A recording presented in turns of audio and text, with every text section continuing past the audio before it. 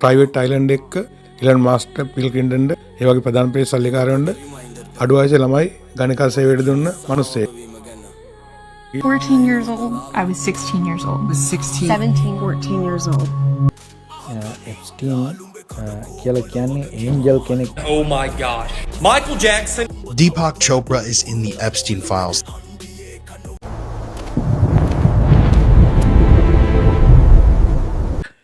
දැන් දවස් දෙකකට කලින් මේ මාස ගණනක් යන සිද්ධියක් ඇමරිකාවේ මේ ඇමරිකාවේ ප්‍රධාන පෙළේ ව්‍යාපාරිකයෝ දේශපාලකයෝ උදාහරණයක් විදිහට බිල් ගේට්ස් හොලිවුඩ් නළු නිළියෝ ගොඩක් සම්බන්ධ ෆයිල් එකක් එළියට ආවා. ඒ ඇමරිකාවේ ගවර්න්මන්ට් එකෙන් තමයි රිලීස් කරේ ජස්ටිස් ඩිපාර්ට්මන්ට් එකෙන් Epstein ෆයිල් එකේ වෙන්නේ මේ ඇමරිකාවේ ප්‍රධාන පෙළ ව්‍යාපාර බිල් ගේට්ස් කියන්නේ ඔක්කොම ලෝකෙම දන්නවනේ. බිල් ගේට්ස්, ජෙෆ් බේසෝස් ඒ වගේ ප්‍රධාන පෙළ ව්‍යාපාරිකයෝ දේශපාලකයෝ හැමෝම ඇමරිකාවේ තියෙන දූපතකට ගිහිල්ලා පොඩි ළමයිව ලිංගික හිතෙන් පත් කරලා තියෙන. ඒක ඇත්ත නේ ඔප්පු වෙලා ඉවරයි දැන්. ඒතර ඒ වගේ තත්ත්වයකට මිනිස්සු පත් වෙන්නේ නැහැ. ඒ වගේ තත්ත්වයකට පත් වෙන මිනිස්සුන්ට මොකද්ද තියෙන ධර්මයේ තියෙන දඬුවම හරි මොකක් හරි ඒක කොහොමද තේරුම් කරගන්නේ? ඔව් දැන් ඔයා ඇහුවේ ඒක බොහොම හොඳයි. මොකද මේ දවස්වල හැම තැනම ඇමරිකාවේ කතා වෙන කතාවනේ මේ එප්ස්ටීන් ෆයිල් ගැන. හරි. නමුත් අපි තේරුම් ගන්න ඕනේ මේක මේ මිනිස්සුන්ගේ ස්වභාවය. හරි. අපි මේ මනුෂ්‍ය ජීවිතේ හටගන්නෙම මල්ලි ලෝභ දේශ මොහොත් එක්ක. එතකොට මේ මිනිස් ජීවිතේට ගුණධර්ම හිටියේ නැත්තම් යම්කිසි ආගමික වටපිටාවක් තිබුණ නැත්තම් මේ මිනිස්සයා නිකන් සතෙක් වගේ තමයි. හරි. දැන් අපි කියන්නේ මිනිස්සු සමහරලාට විනෝදයේ වැඩි වෙන්න ඕන වුණාම මිනිස්සු කියන්නේ මේ go wild කියලා. හරි. ඒ කියන්නේ මේ නිකන් ආචාර ධර්ම සත්ව වගේ ගුණ ධර්ම නැතුව හැසිරෙන එක. එතකොට සමාජයක දැන් එක පැත්තකින් ගත්තාම මේ අපි ඒ කියන්නේ සාමාන්‍ය සමාජයේ ඕන කෙනෙක් සාමාන්‍ය සමාජයක් සම්මත ක්‍රමයන් තියෙනවානේ මිනිස්සු සතුටු වෙන නේ. දැන් එතකොට ඒ කියන්නේ කෑවා බිව්වා වුණත් ඊළඟට ලිංගික ජීවිතයක් ගත කරා වුණත් මේ සමාජ සම්මතයන් තියෙනවා. නමුත් වෙන්නේ මේකයි. දැන් සමහර අය ඉන්නවා මේ සමාජ සම්මතයන් වලට එහා ගිහිල්ලා සමාජයේ අසම්මත දේවල් කරනවා. හරි. එතකොට දැන් එකක් තමයි සමහර අය ඉන්නවා දැන් මේ සල්ලි වලින් දියුණුනහම හරිද ආර්ථික වශයෙන් ඉහළ තැන් වලට ගියාම එයාලා ආශ්‍රය කරන්න පටන් ගන්නේ වෙනම සමාජයක්. සාමාන්‍ය සමාජයේ අය වගේ නෙවෙයි. වෙනම සමාජයක්. එතකොට අන්නේ සමාජයේ තුල ගැවසෙනකොට මොකද වෙන්නේ? එයාට ඒ අර විකෘති මානසිකත්වයන් වලින් එන හරිද අස්වාභාවික මානසිකත්වයන් වලින් ඉන්න සමාජ වලට සමහරලාට සමහර අය ගැට ගහනවා. හරිද? පබ් ඩැඩිත් එහෙමනේ. නේ? පබ් ඩිඩි. ඔව් ඒකත් එහෙමයි. නේ? ඒ වගේ දැන් මේ එප්ස්ටීන් ෆයිල් ගත්තාම ඊට වඩා හුඟක් දරුණුයි. Bill Clinton. ඔව් හරි. මේ ඒ කියන්නේ මහා නිකන් ක්‍රේසි ලෙවල් එකට ගියපු තැන් තියෙනවා. එතකොට ඒක ගත්තාම මේ ඒවෙන් තේරුම් ගන්න ඕනේ අපි මේ මිනිස් මනසේ ස්වභාවයමයි. එතකොට අපි එක පැත්තකින් ඒ කියන්නේ තේරුම් ගන්න ඕන එක දෙයක් තමයි අවබෝධ කරගන්න ඕන දෙයක් තමයි අපි මේ පන්සිල් සමාදන් වෙලා ආගමික සමාජයක් විදියට ඈත ඉතිහාසයේ ඉඳලා මේ විදියට හැදෙන එක කොච්චර වටිනා ගුණධර්මයක්ද මේක කියන එක සංස්කෘතියක්ද මේක කියන එක අපට තේරුම් ගන්න පුළුවන් ඔන්න ඔය දේවල් එක්ක ගත්තාම. මොකද අපේ සමාජයන් වල ඒ සංස්කෘතික බැඳීම ඒ සංස්කෘතික පරිසරය අපට හදලා දීලා තියෙන්නෙම ඔන්න ඔය වගේ ස්වභාවයන් වලින් ආරක්ෂා වෙන්න. මොකද එහෙම නැතුව අපි නිකන් ඔහේ මිනිස්සෙක් විදියට හැදෙනකොට හරිද? සල්ලි තියෙනකොට බලය තියෙනකොට සමහරලාට ඒවත් එක්ක අපිට ඕන දෙයක් කරන්න පුළුවන් කියලා හිතෙනකොට මිනිස්සු අන්න අර විකෘති මානසිකත්වයන් වලට යන්න අස්වාභාවික දේවල් වලට යන්න පුළුවන්. නිශ්චිතයක් ලැබී පෙන් කරලා කියන බුදුදහමේ දැන් අපි සාමාන්‍ය ජීවිත ගෙවන්නේ දැන් ඉලන් මාස්ක් වගේ කෙනෙක් බිල් ක්ලින්ටන් වගේ කෙනෙක් ලෝකෙන සුපිරිම ලෙවල් එකකට ගිය මිනිස්සුනේ. ඒගොල්ලොත් පිනක් කරපින එතන ගිහිලා තියෙන්නේ. ඒතරම් පිනින්ද ආවිල්ලා මේ ලෝකේ අවුලට ගිහිලා තින්නේ මොකක්ද ඒකට හේතුව? ඒක මොකක්ද ඒක කොහොමද ධර්මාවල විග්‍රහ කරගන්නේ? ඇත්තටම මනුෂ්‍ය ජීවිතයක් ලැබෙන්නේ පිනක් හින්දා. හරිද? එතකොට මේ මනුෂ්‍ය ජීවිතය ලැබුණා කියලා ඒකින් කියන්නේ එයා නරක දෙයකට නොයා ඉන්නවා කියලා. ඒ මිනිසෙක් නරක දෙයකට යන්නේ හරි නොයන්නේ හරි මනුෂ්‍ය ජීවිතය ලැබුණට ඒ මනුෂ්‍ය ජීවිතය භාවිතා කරලා ඒ වෙලාවේ කරන දේෙන් තමයි එයා නරකක් හරි යහපතක් හරි හදාගන්නේ. හරි? එතකොට එහෙම නැත්නම් ඔක්කොම මනුෂ්‍ය වෙලා ඉපදෙන ඔක්කොම අය යහපත් දේම කරගෙන ඉන්න බෑ. එහෙම වෙන්නේ නැහැ. ලෝකයේ ස්වභාවය තමයි අපි මිනිස්සෙක් වෙලා උප්පත්තිය ලැබුවට මිනිස්සෙක් වෙලා යම් තැනක ඉහළට ගියා වුණාට ඒ මනුෂ්‍ය ජීවිතයේ ආйти ලෝභ දේශ මෝහ වලට. හරි? එතකොට ඒ ලෝභ දේශ මෝහ ඕනම වෙලාවක ඒක හොඳ පැත්තට හරව ගන්නත් පුළුවන් නරක පැත්තට හරව ගන්නත් පුළුවන්. ඒක ඒ වෙලාවේ එයාගේ සිත තුළ හට ගන්නා වූ ස්වභාවය මත තමයි ඒක තේරෙන්නේ. කෙනෙක් මිනිස්සෙක් වුණාට කෙනෙක් ධනෙ තිබුණාට පොහොසත් වුණාට එයා නරක දෙයකට නොයා ඉන්නවා කියන එක කියන්න බෑ. ඒක ඒ වෙලාවේ එයා ගන්නා තීරණයත් ඒ වගේම තමයි මිනිස්සෙක් විදියට එයාගේ සිත තුළ මේක මේ මල්ලි සංසාරයක එන ගමනක්නේ. එතකොට මේකේ අපි සංසාරයේ පුරා ජීවත් වෙලා ඉන්න කාලවල කරපු පුරුදු මේවයි තියෙනවා. ඒවා තමයි සංස්කාර කියලා කියන්නේ. හරිද? මේ පුරුදු ඕන වෙලාවක එළියට එන්න පුළුවන්. එතකොට එළියට එනකොට ඒක වළක්වා මේක නොකළ යුතු දෙයක් කියලා වළක්වා ගන්න පුළුවන් එක දෙයක් තමයි සතිය. ඒකයි සතිය පුරුදු කරන්නේ. එතකොට දැන් යම්කිසි කෙනෙක් ඒ සතිය කියන එකට අවධානය යොමු කරන්නේ නැතුව හරිද? ආසාව පස්සෙම යනකොට හරි? ඒ කියන්නේ ආසාවට ඕන දේ කරන්න ඉඩ දෙනකොට අන්න ඒක විසින් එයාව අර පැත්තට අරගෙන යනවා. එතකොට මිනිස්සෙක් වුණාට එයා කරන්න ඕන එක දෙයක් තමයි මේ මොකද මේ මනුස්ස භවය කියන එක මේ මට අයිති දෙයක් නෙවෙයිනේ. හරිද? ඒ මම මිනිස්සෙක් වෙලා හිටියට මනුස්ස භවයක ස්වභාවයක් තියෙනවා. ඒ මනුස්ස භවයේ ස්වභාවය තමයි ඕන දෙයකට මේක යන්න පුළුවන්. හැබැයි සතිය දියුණු කරනවා නම් ඒකෙන් ගැලවෙන්න පුළුවන්. නරක දෙයින් ගැලවෙන්න පුළුවන්. එතකොට දැන් ඔය උංගාක් අය ගිහිල්ලා තරදී ආශ්‍රය හින්දානේ. තනියෙන් නෙවෙයිනේ කරලා තියෙන්නේ. තව යාළුවෙක් කවුරු හරි එක්ක තමයි ඔකට මේවා වෙන්නේ. ලිස්ට් එකෙන් ප්‍රධාන චරිතයක් ගත්තොත් එහෙම බිල් ක්ලින්ටන් ඉංග්ලන්ඩ් රජපෞලේ ඇන්ඩ්‍රු ප්‍රින්සස් වත්මන් ජනාධිපති ඇමරිකාවේ. ඒ කියන්නේ ඒක නෑ කියන බැරි තරම් ප්‍රූෆ් තියෙනවානේ. ඒ අනිකේ ෆයිල් එක රිලීස් කරේත් ඇමරිකාවේ ජස්ටිස් ඩිපාර්ට්මන්ට් එක කියන්නේ මොකද්ද මේ නීතිපති දෙපාර්තමේන්තුවේ ඒක කියනවා. එතකොට ඒගොල්ලෝ ප්‍රූෆ් ඔක්කොම තියෙනවා. දැන් ඊළඟ ප්‍රශ්නේ මගේ දැන් මම දැන් ඊළඟ ආත්මේ මම කියමු දැන් මේ ආත්මේ මම ඉතින් ලොකු ලෙවල් එක නෑනේ මම මේ ආත්මේ තමයි මම ගියා කියමු ලොකු මිලියන කෙනෙක් වුණා කියමුකෝ. ඒතර මම ඒ මෙන්ටැලිටි එකට නොයයි කියලා මම කොහොමද ගැරන්ටි කරන්නේ?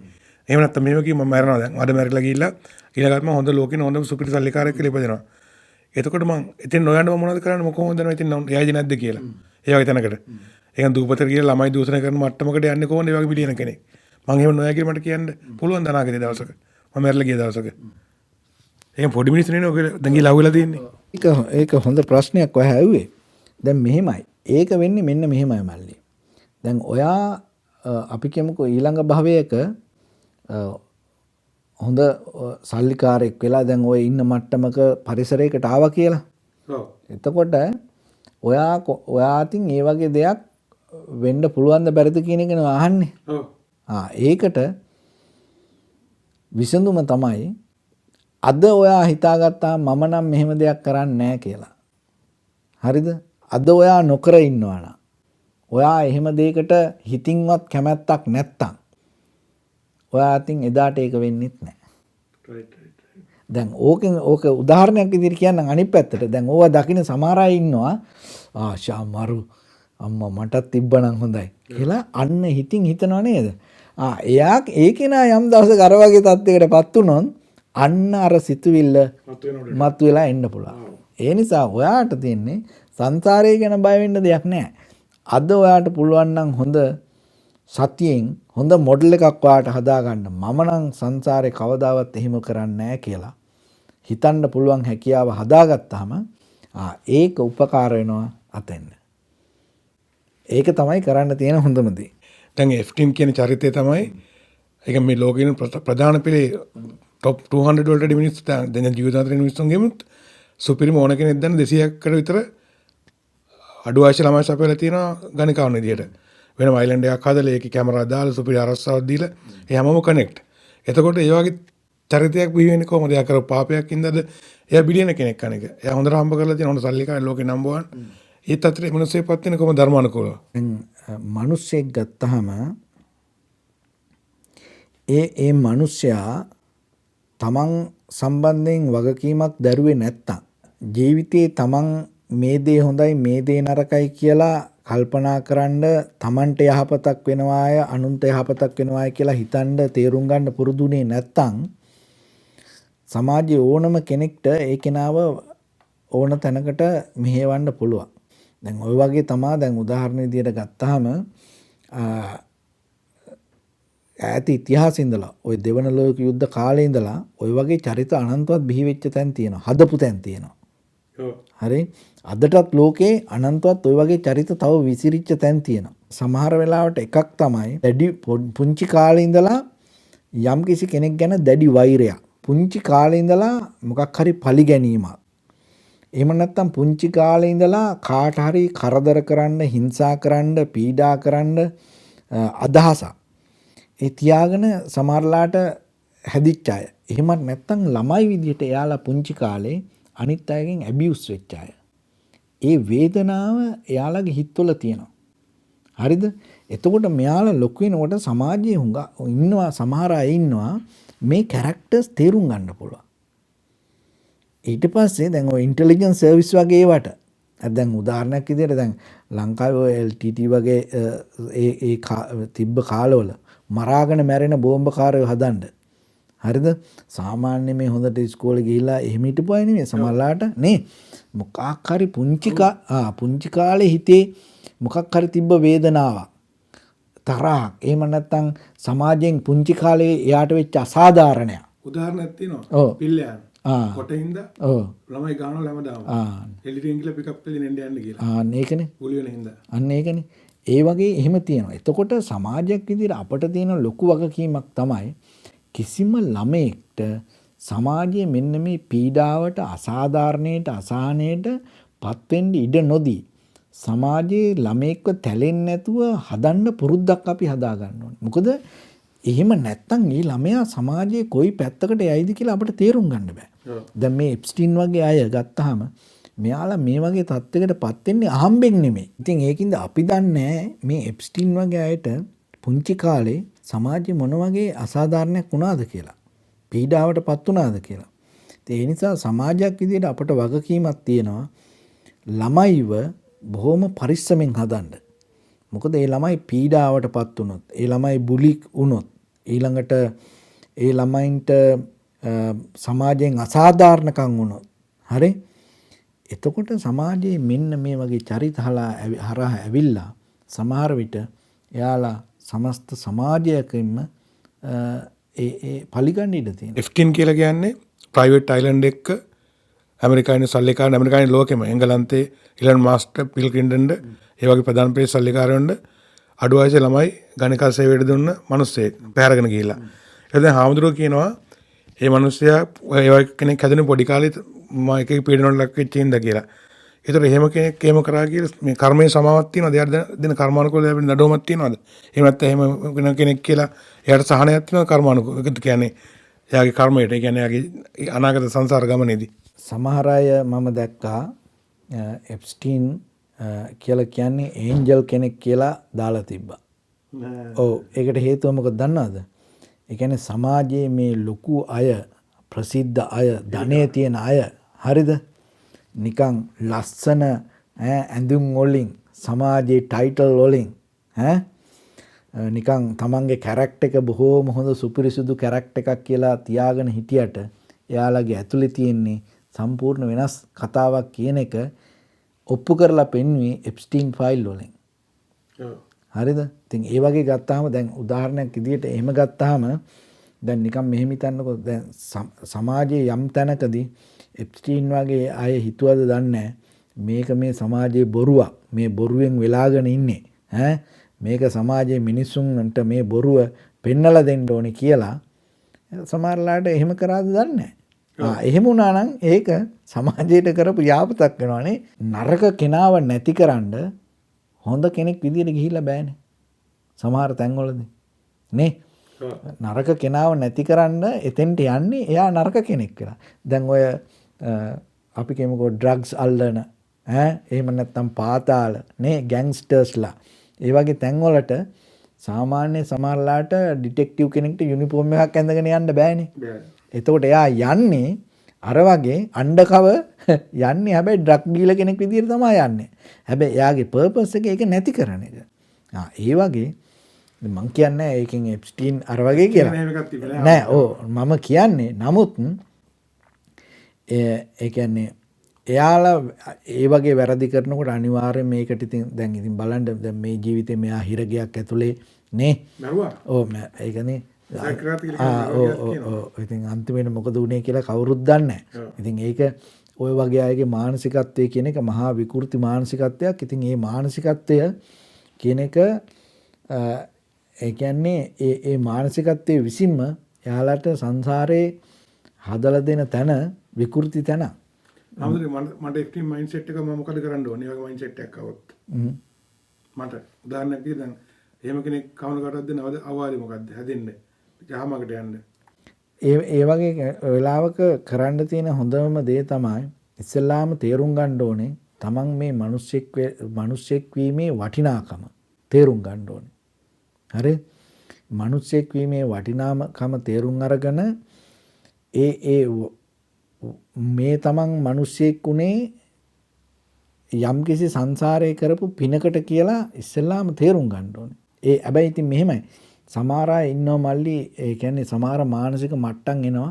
ඔය වගේ එහෙම හිතන්න හැකියාවක් නැහැ. ඒකින්ද තමයි හොඳම දේ කරන්න තියෙන හොඳම දේ හොඳ යාළු මිත්‍රයෝ ටිකක් හදාගන්න එක. ඒක තමයි සේෆ්ටිය.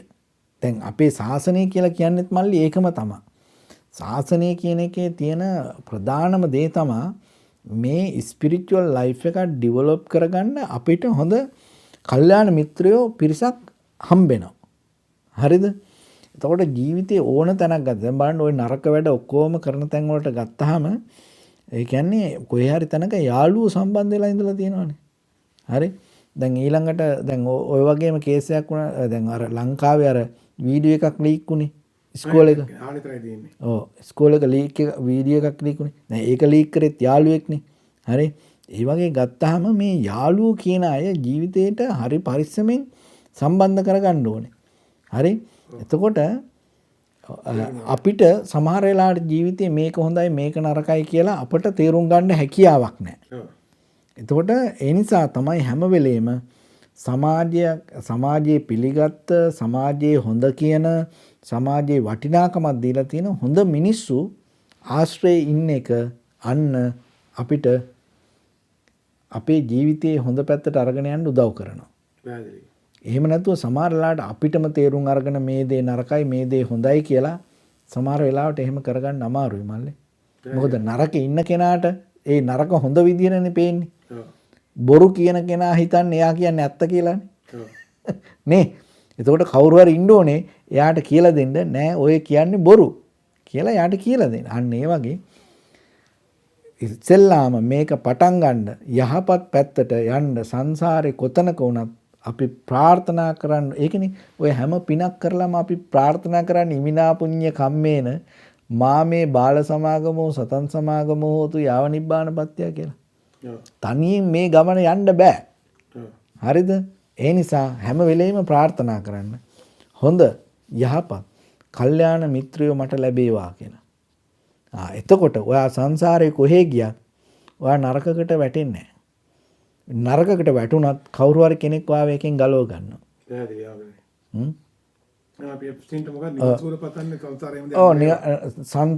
එප්සින්ට ප්‍රාර්ථනා කරන්නේ මේ වගේ සංසාරේ කිසිම දවසක මේ වගේ දේවල් වලට යොමු නොවේවා. ඒ කියන්නේ යා හොඳ හැකියාවක් තිබ්බ මිනිස්සෙක්නේ නේ. ඉතින් ඒ දේවල් යහපතටම භාවිතා කරන්න එයාට ප්‍රඥාව ලැබේවා කියලා තමයි ප්‍රාර්ථනා කරන්නේ. සේවාදායකයන් මොනවද කියන්න තියෙන්නේ? ඉලන් මාස්ක් ඇතුළු සේවාදායකයන්ට කියන්න තියෙන්නේ හරිද? හැංගි වෙස් බැන්දත් යම් කිසි දවසක නටන්න වෙන්නේ එළියේ නේ. ඒ දවසට සමාජයට මේවා තේරිච්ච දවසට දැක්ක දවසට එයාලගේ ධනය බලය නේ ඉන්න තැන් සමාජ ප්‍රසිද්ධි ඒ කිසි දෙයක් එතනට අදාළ වෙන්නේ නැහැ. ඉතින් ඒ නිසා එයාලට කියන්න තියෙන්නේ එයාලව අනුගමනය කරන අයට කියන්න තියෙන්නේ අපි මොනවා කරත් අවසානයේදී සමාජ ධර්මතාවයන් කියන ඒවා මත තමයි බලය තියෙන්නේ.